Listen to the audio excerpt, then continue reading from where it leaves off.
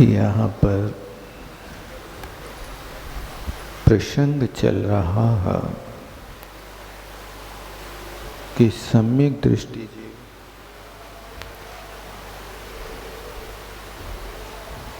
क्या आश्चर्य करते हैं। ओहो सम्यक दृगात्मा ध्रुवम बंधम नैव याति कुतोपि। अरे बड़ी अद्भुत बात है कि जो सम्यक दृष्टि आत्मा है वो किसी भी तरह से बंध को प्राप्त नहीं होता, क्योंकि उसके लिए अष्ट अंग से युक्त निश्चल सम्यक दर्शन की प्राप्ति और सम्यक चारित्र की प्राप्ति हुई है। उस वीतराग सम्यक दृष्टि के ये लोक में भरी हुई कर्म वर्गणा बंध को प्राप्त नहीं कराते। मन वचन काय की प्रवृत्ति हो रही है लेकिन बंध नहीं हो रहा। इंद्रियों का व्यापार हो रहा है, वस्तु को देख रहे हैं लेकिन वस्तु के प्रति कोई राग की परिणति नहीं है। क्या उनके अंदर एक ऐसा जादू होता है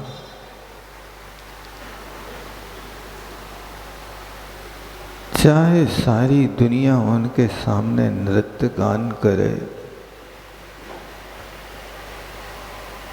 तो भी उनके लिए कोई राग नहीं होता, और चाहे उनके सामने कोई हाहाकार करे तो उनको विकल्प नहीं होता। भगवान आदिनाथ के सामने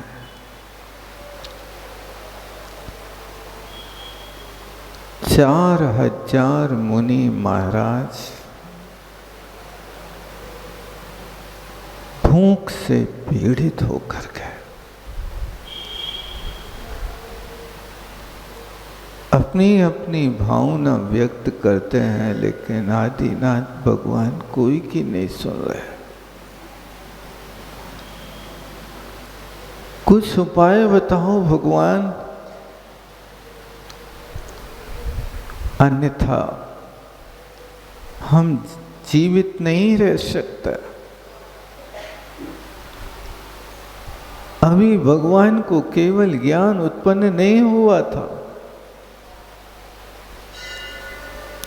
अभी वे वीतराग सम्यक्त की भूमिका के साथ में वीतराग चारित्र को ले चुके थे। अभी श्रेणी आरोहण नहीं किया था। तीर्थंकर परमात्मा ने अभी कोई चर्या नहीं की थी। अभी तो उनके लिए आहार को निकलना है स्वयं को, लेकिन उस वीतराग सम्यक दृष्टि के सामने 4000 मुनि महाराज सामने अपनी भावना रख रहे हैं। कुछ नहीं सुनना, सुन नहीं रहे क्या? सुन रहे हैं लेकिन उपयोग लगा आत्म तत्व की ओर। 4000 घर चले गए तो भी उनके अंदर कोई विकल्प नहीं हुआ। ये वीतराग सम्यक दृष्टि का अद्भुत महात्म्य है, तभी कर्म बंध को रोक सके। यदि उनका राग करके उनकी व्यवस्था में जुट जाते तो मुश्किल पड़ जाता। कर्म बंध की प्रक्रिया चालू हो जाती। नहीं, जो हो रहा है हो रहा है। इसलिए वास्तव में सम्यक दृष्टि का अद्भुत महात्मा हुआ करता है। जो जीव बचपन में जागते हैं वे जिन वाणी को सुन करके जागते हैं। पूर्व भोग के वैराग्य से जागते हैं। बचपन में गृहस्थी वसाए बिना जिन जीवों को वैराग्य हो जाता है वो पूर्व भाव का वैरागी निसर्गता छोटी सी कोई निमित्त मिलता है, आगम के शब्द कान में पड़ते हैं तो जाग जाता है। बचपन में कुछ लोग जागते हैं तो सुनकर जागते हैं और जवानी में जागते हैं तो देख करके जागता है। पहले देख लिया वस्तु का स्वरूप और देखने के बाद में अब लगता है ओहो मैं कहाँ फंस गया। एक गृहस्थी का तो कीचड़ बहुत विशाल कीचड़ था, यहाँ मुझे पग नहीं रखना था, लेकिन वो यहाँ गृहस्थी के कीचड़ में पैर यदि मेरे गंदे हो गए तो कोई बात नहीं, मैं घर में भी रहूंगा तो ऐसे रहूंगा जैसे जलते भिन्न कमल है। उसी जल में कमल रहता है। जब तक वो नीचे नाल से जुड़ा रहता है तब तक पानी में रहता हुआ भी न जलता है न गलता। और वो कमल नाल को छोड़ देता है तो पानी में पड़ा हुआ कमल गल जाता। जल से गलता, रवि से जलता कमल जगह छूट जाने से मित्र यरी हो जाए जगत में अशुभ कर्म के आने से। ये जल से गलता है, कमल जल में ही फलता है, कीचड़ में ही उसका जीवन होता है।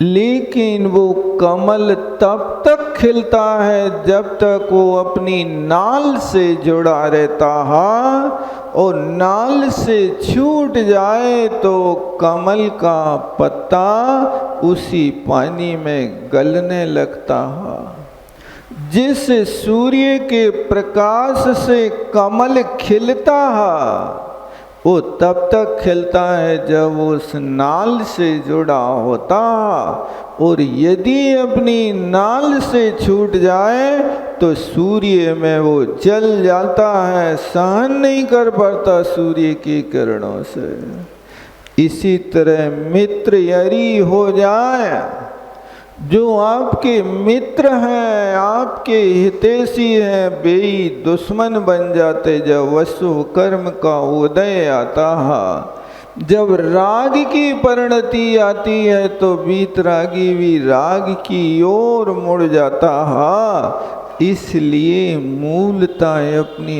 राग की कषाय के ऊपर स्वयं विचार करो। आज सारी दुनिया उस राग की भट्टी में जल रही है, और उसी जिनसे ज्यादा राग है उन्हीं राग की वस्तु से व्यक्ति ज्यादा दुखी है। सुखी तो कोई नजर आता नहीं। आप स्थान छोड़ने की सोचते हो, परिवार छोड़ने की सोचते हो, लोग देश छोड़ देते हैं, वेश बदल देते हैं, नाम बदल देते हैं, निवास बदल लेते हैं, गुरु बदल लेते हैं, क्रिया बदल लेते हैं, लेकिन भाव नहीं बदलते हैं। तुम जहाँ जाओगे वहाँ वो ही कष्ट उठाना पड़ेगा। क्षेत्र को छोड़ने से, घर को छोड़ने से कोई बैरागी नहीं होता। बैरागी तो वो होता है जिसने राग का अभाव किया है। राग का अभाव किए बिना तुम बैरागी नहीं हो सकते। लोग कहते हैं हम घर छोड़ के चले जाएंगे। जाओ बेटा, जहाँ जाओगे वहाँ घर बसाओगे। तुम यहाँ इस घर को छोड़ोगे, बेटे से दुखी होकर के घर छोड़ोगे, वहाँ दूसरे जगह जाओगे, वहाँ बेटा नहीं तो पड़ोसी से दुखी हो जाएंगे। एक कर्म है, अपना है, इसलिए तुम्हारा बेटा तुम्हारे विपरीत चल रहा है। ये हमारा शुभ कर्म का उदय नहीं है। इसलिए जिस बेटे को इतने प्यार से पाला पोसा राजा उग्रसेन ने, लेकिन वही बेटा जब कंस बना तो कंस बन करके अपने माँ बाप को कारागार में डाल दिया। आप देख लो उग्रसेन कि यहाँ जो बेटा पैदा हुआ था कंस, वो पूर्व भव में मुनि महाराज थे, मासोपवासी महाराज थे, और जिनने 4 महीने के उपास किए हो, वे चातुर्मासिक मुनि महाराज जिसके घर में पैदा हुए। अंतर इतना था कि वे 1 महीने का उपास लेकर के मुनि महाराज चले गए जंगल में। जब वहाँ से पारणा करने के लिए आए तो राजा उग्रसेन ने गांव वालों से कहा कि मासोपवासी महावीतरागी संत का पड़गाहन तो मैं ही करूँगा, कोई नहीं करेगा नगरवासी। ऐसा महाराज राजा ने सारी जनता को आदेश दे दिया। कोई जनता ने पड़गाहन नहीं किया, और राजा पड़गाहन करने के लिए निकला तो उसके अंतपुर में आग लग गई। अब वो आग को बुझाने में लग गया। यहाँ मुनि महाराज निकले, लेकिन पड़गाहन करने वाला कोई नहीं मिला। महाराज लौट गए। उनका नियम था कि 1 महीना में 1 बार भोजन करेंगे, फिर 1 महीने का उपवास करेंगे। और वे मुनि महाराज आए, वहाँ आहार नहीं मिला। इसके बाद फिर वहाँ से चले गए। ये व्यवस्था है। मैं आपसे कहना चाहता हूँ कि यहाँ पर जो अंदर में राग का परिणाम है, वो राग दुख का कारण है। तुम्हारा बेटा तुम्हें दुख नहीं दे रहा है, तुम्हारी पत्नी तुम्हें दुख नहीं दे रही है, परिवार दुख नहीं दे रहा। दुख देने वाला तो अपना अशुभ कर्म है, और ये परिवार के, पड़ोस के, गांव के, देश हमारे निमित्त होते हैं।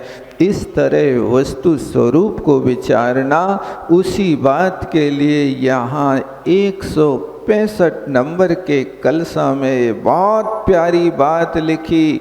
आचार्य अमृतचंद स्वामी आश्चर्य करते हैं, अहो सम्यक दृगात्मा, अहो सम्यक दृष्टि जीव का ये बहुत बड़ा विशाल उपक्रम है कि कर्म के बीच में रहता हुआ भी कर्म से नहीं बंधता। आज इतना ही रखते हैं, आगे का कार्यक्रम दूसरा है। बोलो आचार्य गुरुवर विद्यासागर जी महामुनि महाराज।